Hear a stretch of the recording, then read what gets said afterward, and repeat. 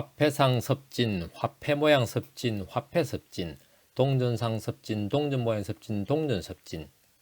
낫지 않게 관리하라. 기존 처치의 말씀이십니다. 낫게 치료하십시오. 화폐상 섭진 시소 등의 말씀드립니다.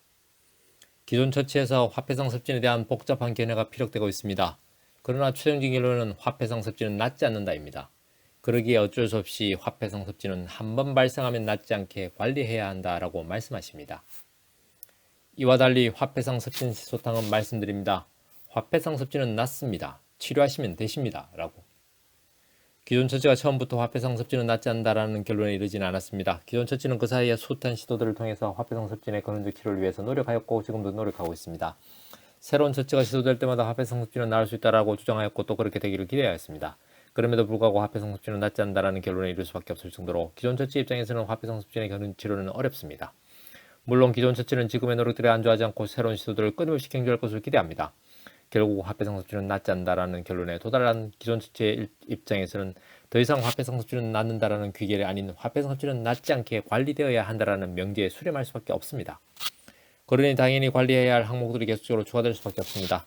그렇게 시기관리, 의복관리, 주거관리, 스트레스관리, 목욕관리, 보습관리, 손톱관리 등등 끊임없는 관리가 추가되면서 화폐상 섭진의 환자분들의 일상을 옥죄고 있습니다만 이런 기존 처치 입장에서는 어쩔 수 없습니다. 왜냐하면 시기관리를 하면 증상이 조금 완화됨을 확인할 수 있기 때문입니다. 그렇게 의복을 관리하고 주거를 관리하고 스트레스를 관리하고 목욕을 관리하고 보습을 관리하는 등등 이렇게 하면 조금 완화됨을 확인할 수 있기 때문에 그렇게 관리를 주장할 수밖에 없습니다. 그러나 구체적으로 시기관리, 의복관리, 주거관리, 스트레스관리, 목욕관리, 보습관리 등으로 화폐상 섭진을 관리해 보시면 때로는 증상이 완화되는 듯 하다가 때로는 증상이 악화됨을 아시게 될 겁니다. 즉 알려진 관리법조차도 일관적인 증상의 완화에 도움이 되지 않는 사실을 확인하게 되십니다. 화폐상 섭진 환자에 따라서 증상에 따라서 상황에 따라서 때로는 완화되던 관리법이 때로는 증상을 악화시키기도 하고 정말 혼란스러움을 느끼게 되십니다.